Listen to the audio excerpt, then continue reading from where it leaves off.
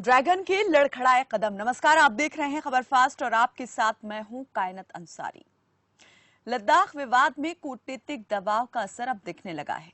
6 जून को lieutenant general स्तर की बैठक से पहले ही चीन ने गलवान घाटी में अपने कदम पीछे खींच लिए हैं। भारतीय सेना भी सकारात्मक जवाब यहां पर दे रही है। उच्च पदस्थ सूत्रों के अनुसार गलवान इलाके में गतिरोध समाप्त करने की दिशा में प्रयासों के बीच चीनी सेना वास्तविक नियंत्रण रेखा यानी LAC line of actual control से 2 किलोमीटर पीछे हट गई है। वहीं भारतीय सेना ने भी उचित कार्रवाई करते हुए 1 किलोमीटर अपने कदम पीछे लिए हैं। चीनी सेना ने गलवान क्षेत्र से अपने टेंट उखाड़कर पीछे किए हैं। पिछले महीने चीनी सेना ने एलएसी के पास टेंट लगा दिए थे, जिसके बाद भारतीय सैनिक भी उस इलाके में जम गए थे। चीनी सेना मई महीने के पहले सप्ताह में दौलत बेग ओल्डी गलवान घाटी और पैंगोंग लेक क्षेत्र में काफी आगे आ गई थी। इसके बाद दोनों क्षेत्रों में तनाव एकाएक बढ़ गया था। दोनों तरफ की तैयारियों को देखते हुए स्थिति बिगड़ने की आशंका जताई जा रही थी, लेकिन अब के हालात देखकर ऐसा लग रहा है कि ड्रैगन के कदम लड़खड़ाने लगे हैं। बता दें कि इससे पहले दोनों सेनाओं के बीच ब्रिगेडियर स्तर की कई बैठकें हुई, लेकिन बेनतीजा साबित हुई। अब 6 जून को होने वाली लेफ्टिनेंट जनरल स्तर की बैठक से उम्मीद लगी है। सूत्रों के मुताबिक भारत की तरफ से विवाद सुलझाने का विशेष प्रस्ताव रखा जाएगा। माना जा रहा है कि भारत पूर्व की स्थिति की बहाली पर जोर देगा। तो पिछले करीब 1 महीने से जो विवाद चला आ रहा था सीमा को लेकर, वो एकाएक बहुत ज्यादा बढ़ गया था। मामला बहुत गर्म दिखाई दे रहा था, क्योंकि चीनी सेना भी लगातार आगे बढ़ती जा रही थी। इधर से भारतीय सेना ने भी अपना मूवमेंट जो है वो तेज कर दिया था, लेकिन अब थोड़े हालात जो है वो सुधरते दिखाई दे रहे हैं। चाइना ने अपने तेवर थोड़े नरम किए हैं।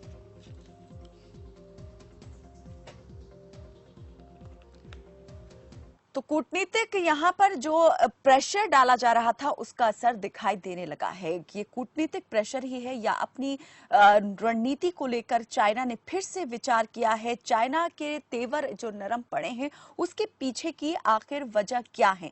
इस पर हम ज्यादा बातचीत करेंगे। इस वक्त हमारे साथ अंतर्राष्ट्रीय मामलों के जानकार रंजीत सिंह जुड़ गए हैं। बहुत स्वागत है सर आपका। आपसे सबसे पहले तो यही मैं जानना चाहूंगी कि ये जो चाइना के रुख में आप तब्दीली देख रहे हैं, नरम किया है चाइना ने अपना रुख, इसे कैसे देखा जाए? क्या ये माना जाए कि वाकई में चाइना जो है अब समझ चुका है कि उसके लिए अभी जो हालात हैं वो माकूल नहीं है, इसलिए पीछे हटने में भलाई है, या फिर अब कुछ और यहाँ पर चाइना के दिमाग में चल रहा है? बहुत बहुत धन्यवाद जी, मुझे आपने खबर खास से आज फिर मौका दिया। सबसे पहले थोड़ी सी बैकग्राउंड ले लीजिए। मैंने कल भी बताने की कोशिश की थी। तो चाइना को एक्सेप्ट 1962, 67 में चाइना को मुंह की खानी पड़ी थी। जहां चाइना को नाथुला पास में 1967 में 350 करीब उनकी डेथ हुई और 450 जवान उनके घायल हुए, क्योंकि हमारे 60-65 जवान शहीद हुए थे। उसके पश्चात 87 में चाइना को फिर सुंदरों चू वैली में मार खानी पड़ी, फिर उसको डोकलाम में मार खानी पड़ी, और उसके पश्चात अभी ये जो चाइना पीछे भाग रहा है, इसके कई कारण हैं। सबसे पहले चाइना को पूरा पता है कि भारत की फौज बिल्कुल तैयार है, क्योंकि JNK में हमारी फौज लड़ाई लड़ रही है, तो हमारी तैयारी है। चाइना ने कोई लड़ाई नहीं लड़ी है। उसके साथ चाइना को पूरा पता है कि इंडियन आर्मी के पास लेटेस्ट वेपन, चाहे वो टैंक है, चाहे गन्स है, चाहे हवाई जहाज है, चाहे मिक्स है, चाहे मिसाइल्स है, वो बहुत अच्छी लेवल के हैं। और इसके पश्चात इंडिया ने रोड, रेलवे, पुल और एयरफील्ड नॉर्थ ईस्ट में और लद्दाख में बनाए हैं। गोल्डन जो हमारी जो मेन एरिया है, वहाँ पर भी हमने लेटेस्ट हवाई जहाज लैंड किया है। आप ज्यादा दौलत बेग ओल्डी जो बड़ा फेमस है, वहाँ पर लैंड करा है। इसी के साथ साथ इंटरनेशनल प्रेशर, जो हमारा क्वाड सिग्नेचर है, USA, जापान, अमेरिका, इंडिया, ये कोऑर्डिनेटर जो साइन हुआ है, और अभी ट्रंप साहब ने कल मोदी जी से बात की है, G7 में इनवाइट किया है, फिर ऑस्ट्रेलिया से मोदी जी की बात हुई, वहाँ पर हमारी अच्छी स्थिति है। इस प्रकार हमारी वर्ल्ड लेवल पर वो G7 है, G20 है, क्वाड है, आसियान है, ओपेक है, सब जगह हमारी छवि बहुत अच्छी बन रही है। वर्ल्ड लेवल पर चाइना बिल्कुल सेग्रीगेट हो चुका है, और चाइना की जो विस्तारवादी नीति है वो फेल हो रही है। चाहे चाइना साउथ चाइना सी में जा रहा है, रंजीत जी, जैसा आपने कहा कि अंतर्राष्ट्रीय स्तर पर भारत की छवि मजबूत बन रही है, ये तो बिल्कुल जी। एक वजह हो ही सकती है, लेकिन क्या बड़ी वजह यहाँ पर ये भी देखें कि अभी मौजूदा हालात में चाइना के खिलाफ पूरे दुनिया में जो माहौल एक तरीके से बना हुआ है, जो बड़े बड़े देश है कोरोना वायरस के बीमारी को लेकर के जो सीधे तौर पर चाइना के अगेंस्ट हो गए हैं, क्या ये भी एक वजह मानी जाए कि चाइना के रुख में इस वक्त नरमी देखी जा रही है? उसे लगने लगा है कि कहीं वो पूरी तरीके से अलग थलग ना पड़ जाए इस मामले को लेकर, अगर कहीं भी वो यहाँ पर आगे बढ़ता है तो। बिल्कुल जी, वो अलग थलग पड़ चुका है। 122 देश वर्ल्ड के, इसमें पूरा यूरोप है, एशियन कंट्रीज हैं और वर्ल्ड की पावरफुल कंट्रीज जैसे वो साउथ कोरिया है, रशिया हमारे साथ है, ऑस्ट्रेलिया, यूएसए, ब्राजील, ये सब कंट्रीज का दबाव, टोटल 122 कंट्रीज आज चाहते हैं कि एक समिति गठित हो और इंक्वायरी हो, क्योंकि चाइना बिल्कुल अलग थलग पड़ गया है। तो चाइना को ध्यान बटाने के लिए ये कभी नेपाल की तरफ छिटाछाटी करता है या कभी पेगांग लेक के ऊपर आवाज उठाता है। एक टेम्परेरी फेज है, अभी कुछ तो पीछे हटेगा और ये अभी और पीछे जाएगा। आप देखना जी, कुछ दिन की बात है, 6 तारीख को लेफ्टिनेंट जनरल लेवल पर बात हो रही है, इसके पश्चात ये और पीछे जाएगा। किन किन आप देख रहे हैं कि किन किन मुद्दों को लेकर के इस ब्रिगेडियर स्तर की जो बातचीत है उसमें बात हो सकती है या चर्चा हो सकती है, और भारत का पक्ष आप कितना इस मामले में मजबूत देख रहे हैं? देखिए जी, भारत की आज तैयारी बहुत अच्छी है, आर्मी, नेवी, एयरफोर्स, और भारत की जो लीडरशिप है, मैं सैल्यूट करता हूँ ऐसी डायनामिक और एग्रेसिव लीडरशिप को, कि वो बिल्कुल 1 इंच जमीन आज नहीं छोड़ेंगे। आज 62 वाला भारत नहीं है, पूरी आर्मी को छूट दे रखी है और आर्मी बिल्कुल सजग है, बिल्कुल तैयार है, मोरल बड़ा हाई है, हाई मोटिवेशन है और उनकी पूरी तैयारी है, वेपनरी उनके पास बिल्कुल ठीक है और एक प्रकार का मैं कह रहा हूँ जज्बा है, वो लड़ने के लिए तैयार है। हालांकि लड़ाई अच्छी नहीं होती और लड़ाई होगी भी नहीं, लेकिन चाइना सिर्फ ध्यान भटकाने की कोशिश कर रहा है और चाइना इसमें मार खाएगा, जैसे 67 में, 87 में, डोकलाम में मार खाई। सर इस विवाद को सुलझाने के लिए क्या मानते हैं कि हल जो है वो किस तरीके से निकाला जा सकता है? क्या कोई बीच का रास्ता जो है वो अपनाया जाएगा? पूरी तरीके से ये विवाद जो चला रहा है वो खत्म भी हो सकता है क्या? इस बात की भी संभावना है, या फिर कुछ और यहाँ तरीके हो सकते हैं कि इस विवाद को लेकर के कि अभी फिलहाल के लिए स्थिति शांत हो जाए, ना आप कुछ कीजिए ना हम कुछ करते हैं, जो जहां है वो वहीं रहे? क्या इस तरीके से चीजें आप देख रहे हैं कि हो सकती हैं? ये बिल्कुल जी, ये दोनों कंट्रीज बीच आ जाएंगे, कुछ तो ये वापस आगे हैं।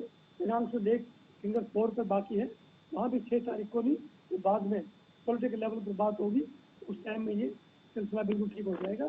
चाइना के ऊपर फिलहाल इतना दबाव है वर्ल्ड पावर का, तो चाइना सिर्फ भटका हुआ है, चाइना सिर्फ ध्यान बटाने की कोशिश कर रहा है और अमेरिका उसको साउथ चाइना सी में भी घेर रहा है, तो इसलिए चाइना बच के नहीं जा सकता। उधर से चाइना से जो कंपनी है वो भागने को तैयार है, इंडिया उनको ऑफर करेगा पक्का, तो इसलिए चाइना ड्रा हुआ है कि जो इंडिया की जो इकोनॉमी है वो बढ़ेगी बियॉन्ड डाउट। इंडिया की जो डिकेड है, डॉक्टर कलाम ने कहा था this decade belongs to India, तो ये डिकेड इंडिया की होगी, इसमें कोई दो राय नहीं। इकोनॉमिकली ये टेम्परेरी फेज है, हमारी इकोनॉमिक कंडीशन बहुत अच्छी होगी, ये कंपनीज इंडिया में आएंगी, ये चाइना को डर सता रहा है। सर कई बार देखा गया है कि जब भी सीमा विवाद की बात आती है तो बात जो है बिना किसी नतीजे पर पहुंचे ही खत्म एक तरीके से कहें कि हो जाती है, तो इस बार आप कितना मान रहे हैं कि रिजल्ट कैसा निकलेगा? किसी नतीजे पर पहुंचेंगे या इस बार भी बस यहां पर सब कुछ सामने होते हुए भी चीजें उस तरीके की नहीं हो पाएंगी जैसे हो सकती हैं? नहीं, इस बार रिजल्ट बिल्कुल अच्छा आएगा। एक मैं इससे पहले आपको ध्यान बताऊं, मोदी जी ने एक अटेंड की थी ASEAN, association of south east Asian countries, 10 country members हैं, उसमें एक RCP है, रीजनल कम्प्रिहेंसिव इकोनॉमिक पार्टिसिपेशन, उसमें इंडिया भी मेंबर है, चाइना भी है। चाइना वहाँ डोमिनेंस चाहता था, प्राइम मिनिस्टर ने बिल्कुल वहाँ से कर लिया है, RCEP से हम विड्रॉ करके।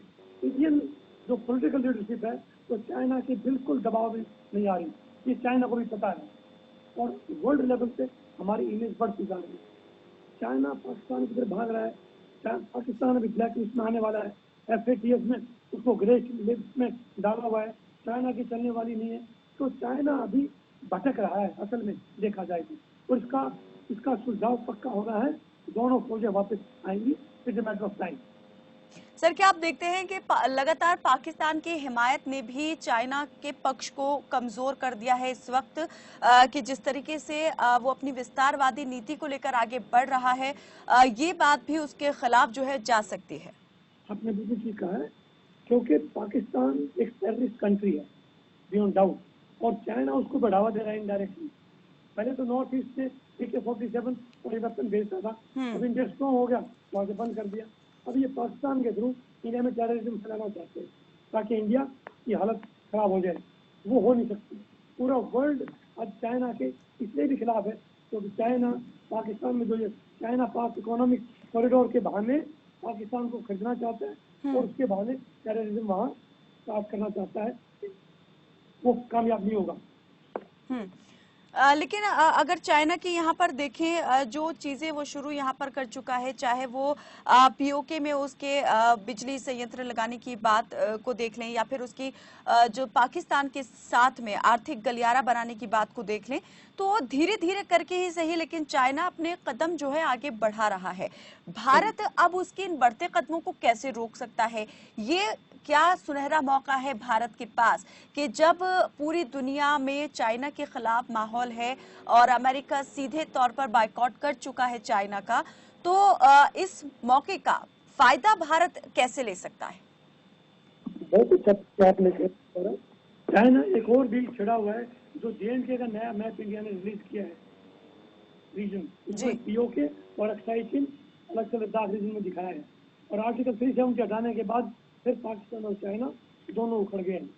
तीसरा, जो चाइना CPEC चाइना पाक इकोनॉमिक कॉरिडोर जिसमें चाइना के $62 बिलियन लगे हैं, वो चाइना वेस्ट नहीं करना चाहता, लेकिन इंडिया ने मना कर दिया है क्योंकि वो रोड POK के अंदर से जा रहा है।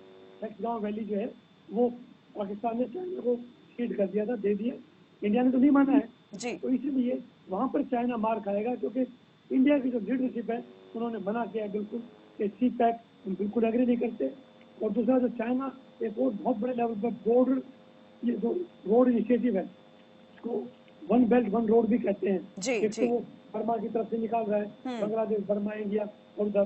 दूसरा वो CPEC, तीसरा वो चाइना से रूस की तरफ, चौथा सेंट्रल एशिया की तरफ, और पांचवा सिल्क रूट जो साउथ चाइना सी इंडियन ओशन होते हुए श्रीलंका की जो हम्बन टोटा पोर्ट चाइना ने लिए, वहां से होते हुए ग्वादर पोर्ट जहाँ CPEC की वो बंदरगाह पाकिस्तान की है वो चाइना ले रहा है और उधर लेके जाएगा।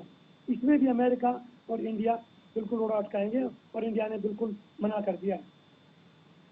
सर, आप क्या कैसे देखते हैं 6 जून को जो ब्रिगेडियर स्तर की बातचीत होने वाली है, इसमें क्या एक बड़ा सबक यहाँ पर भारत की तरफ से दिया जाएगा चाइना को? भारत सबक सिखाएगा चाइना को? देखिए, पहले भी हमारे सेक्शन लेवल पे, प्लाटून लेवल पे, फिर कर्नल और ब्रिगेडियर लेवल पे बातें हुई है। कुछ अभी इस बात पे भी असर पड़ेगा, लेफ्टिनेंट जनरल लेवल पर बात का असर तो पड़ेगा। लेकिन मान लो 1% अगर ये रिजल्ट ना भी मिले, विड्रॉ नहीं भी करें, तो ये दोनों फौजें विड्रॉ करेंगी। It's a matter of time. 100% इसका रिजल्ट ये यहाँ कोई युद्ध नहीं होने वाला है क्योंकि चाइना को पूरा पता है कि ये इंडिया 62 वाला भारत नहीं है। बिल्कुल, बहुत शुक्रिया सर इस तमाम बातचीत में हमारे साथ जुड़ने के लिए। तो चाइना ने अपने कदम पीछे खींचे हैं क्योंकि उसके ऊपर जो एक तरीके से कूटनीतिक दबाव है वो पड़ना शुरू हो चुका है और उसका असर हम देख सकते हैं कि जहां पर गलवान क्षेत्र में चाइना लगातार आगे बढ़ रहा था, उसी क्षेत्र से अब 2 किलोमीटर पीछे जो है चीनी सैनिक जो है पीछे हट चुके हैं। भारतीय सेना भी 1 किलोमीटर पीछे हो गई है। तो 6 जून को एक और यहाँ पर ब्रिगेडियर स्तर की बातचीत होने वाली है और अब देखने वाली बात यही होगी कि इस बातचीत में जो है किस नतीजे पर दोनों देश पहुंचते हैं। चलिए रुकते हैं एक छोटे से ब्रेक के लिए, जल्द हाजिर होते हैं।